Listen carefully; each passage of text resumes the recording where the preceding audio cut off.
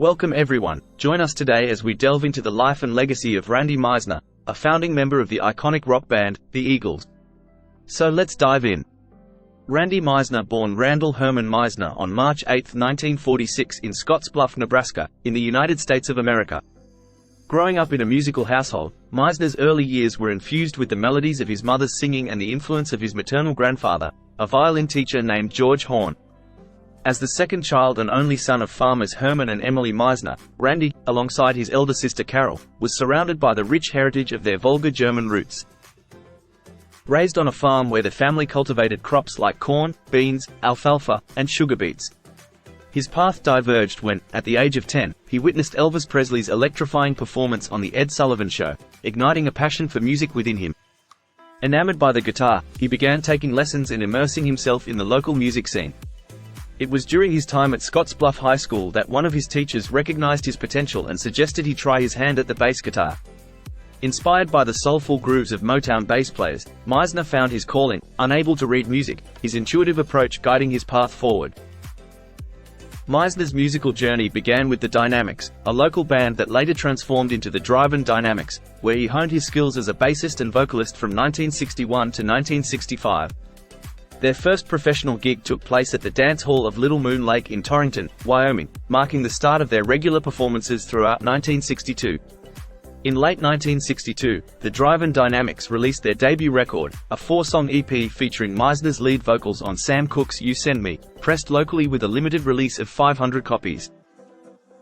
By August 1965, the band signed with Sully Records and recorded 3 tracks, with Meisner taking the lead on 2, including So Fine, which gained regional popularity in the southeastern U.S. In early 1966, Meisner ventured to California with the Soul Survivors, later rebranded as The Poor, navigating a challenging existence that included odd jobs to make ends meet. Managed by Charlie Green and Brian Stone, who also oversaw acts like Buffalo Springfield and Sonny and Cher, The Poor released singles on Loma York and Decca Records in 1966 and 1967, with limited success. Among their recordings was She's Got the Time, She's Got the Changes, produced by Barry Friedman and featured in the 1967 film Hell's Angels on Wheels. Amidst their journey, The Poor landed a 2-week gig at the Salvation Club in New York City during the summer of 1967, serving as the opening act for the Jimi Hendrix Experience. However, the experience fell short of their expectations, with limited performance opportunities and a struggle to secure their return flight funds from management. Rev Ola later released a CD compilation of The Poor's music in 2003, featuring a track penned by Meisner titled Come Back Baby. In May 1968, following an audition alongside Timothy B. Schmidt, Meisner joined Poco alongside Rusty Young and former Buffalo Springfield members Richie Furay and Jim Messina. Meisner contributed to the group's debut album, Pickin' Up the Pieces, but departed shortly before its release.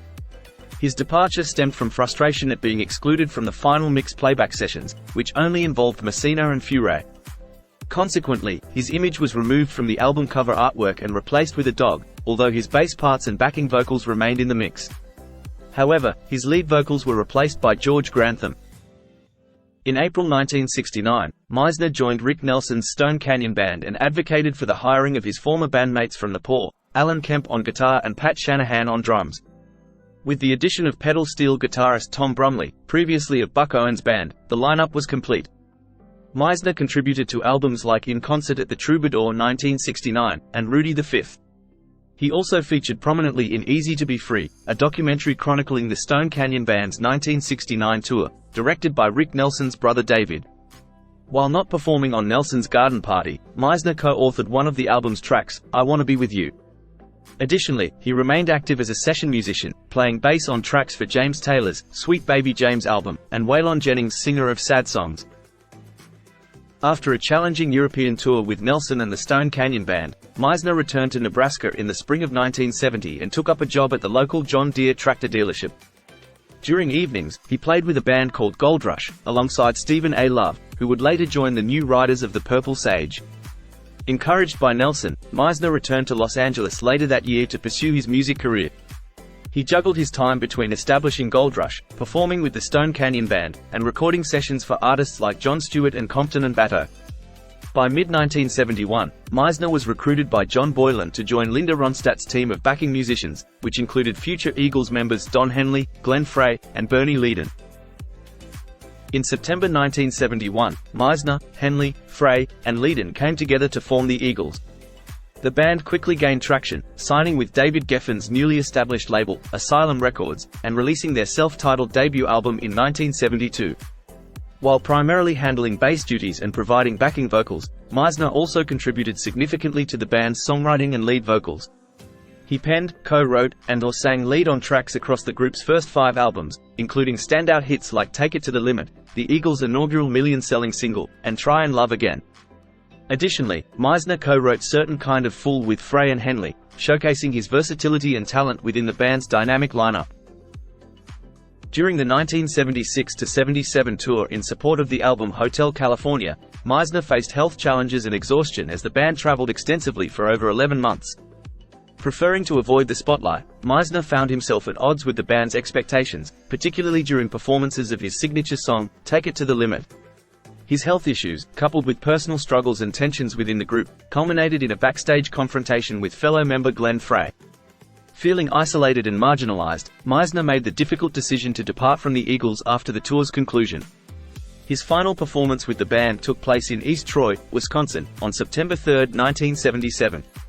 Timothy B. Schmidt, who had previously succeeded Meisner in Poco, was selected as his replacement, solidifying the Eagles' lineup for years to come. Meisner formally resigned from the Eagles in September 1977, citing exhaustion. While there is debate surrounding whether he refused to perform Take It to the Limit during a concert, with conflicting reports suggesting he did sing the song but declined to return for a third encore, Meisner maintained that the tensions and arguments within the band were behind him. Following his departure from the Eagles, Meisner embarked on a solo career, releasing albums in 1978, Randy Meisner, and in 1980, One More Song. His 1978 album, co-produced with Alan Brackett, received mixed reviews, with Meisner later admitting it was not conceptualized to its best.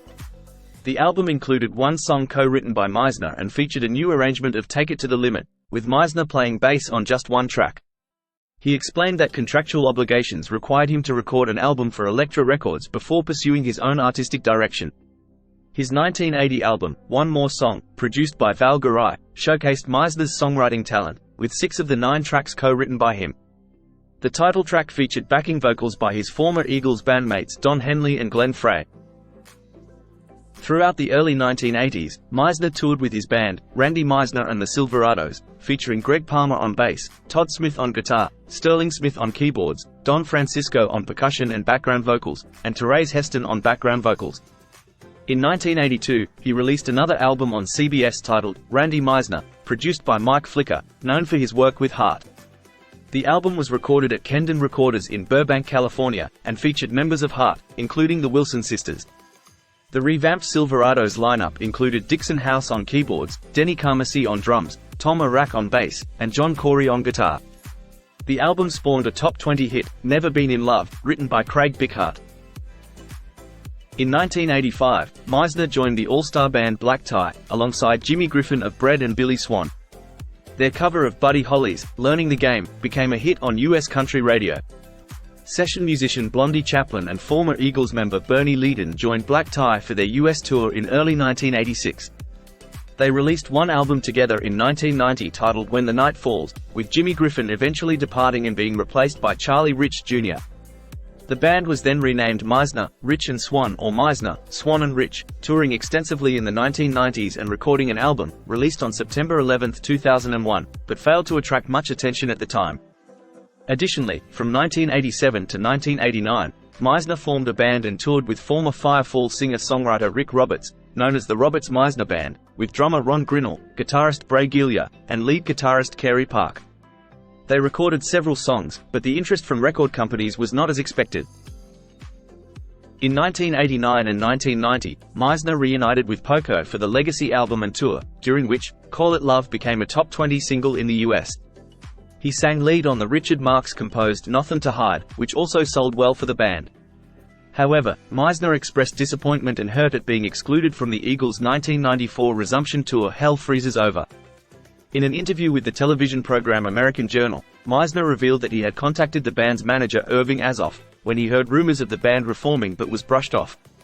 He expressed frustration at not being acknowledged for his contributions to 6 of the band's albums, stating, "You'd think that you would be mentioned if you helped with 6 of the albums, but they act as though I never even played with them." Despite this, he harbored no resentment towards his former bandmates Don Henley and Glenn Frey. The Eagles' 1998 appearance at the New York City induction ceremony for the Rock and Roll Hall of Fame featured all 7 past and present members of the Eagles, during which his successor Timothy B. Schmidt paid tribute to Meisner in his acceptance speech. Meisner reunited with the Drive and Dynamics for a performance in 2000 when the band, along with Meisner as a solo performer, was inducted into the Nebraska Music Hall of Fame. Throughout the 2000s, he continued to perform as part of the World Classic Rockers touring group. However, after experiencing severe chest pains and being hospitalized in August 2004, Meisner scaled back his touring schedule, with his last known public performance occurring in 2008 in Naples, Florida. Despite being invited by the Eagles to take part in their History of the Eagles World Tour in 2013, he declined due to health issues. However, in September 2018, during the Eagles' North American leg, he was acknowledged for attending a concert at the Forum in Inglewood, California, which was later released. Meisner also made special guest appearances at 2 Richie Furay livestream concerts, singing backup harmony on the Buffalo Springfield song, For What It's Worth, in August 2020 and providing background vocals on the Poco song, Picking Up the Pieces in October 2020. Additionally, he appeared as a special guest on Joe Walsh's Old-Fashioned Rock and Roll radio show in November 2020, chatting with his friend and former Eagles bandmate Joe Walsh on the independent KCSN 88.5 FM. Meisner reportedly battled periodic alcohol dependency from the late 1960s onward, particularly during his time with the Eagles, as he grappled with the challenges of newfound fame. Following minor heart attacks in 2004, he was compelled to reduce his touring commitments, and as his health continued to decline, he eventually ceased performing altogether. His final known public appearance was in 2008 in Naples, Florida. In March 2013, Meisner faced another health scare when he lost consciousness in his California home due to a piece of food obstructing his breathing while eating, leading to his hospitalization. Although doctors were hopeful about his recovery, Meisner spent some time in a coma and was too weakened to participate in the History of the Eagles tour alongside ex-bandmate Bernie Leadon, who did take part. He later disclosed that his former Eagles bandmates had covered the medical expenses resulting from his hospitalization. Personally, Meisner married twice in his lifetime. His first marriage was to his high school sweetheart, Jennifer Lee Barton, in 1963. The couple welcomed their first child, Dana Scott Meisner, in November of the same year. They went on to have twins, Heather Lee and Eric Shane Meisner, born in May 1970, before ultimately divorcing in 1981. Later, Meisner married Lana Ray, his partner of 12 years, in November 1996. Their marriage endured until her passing in 2016.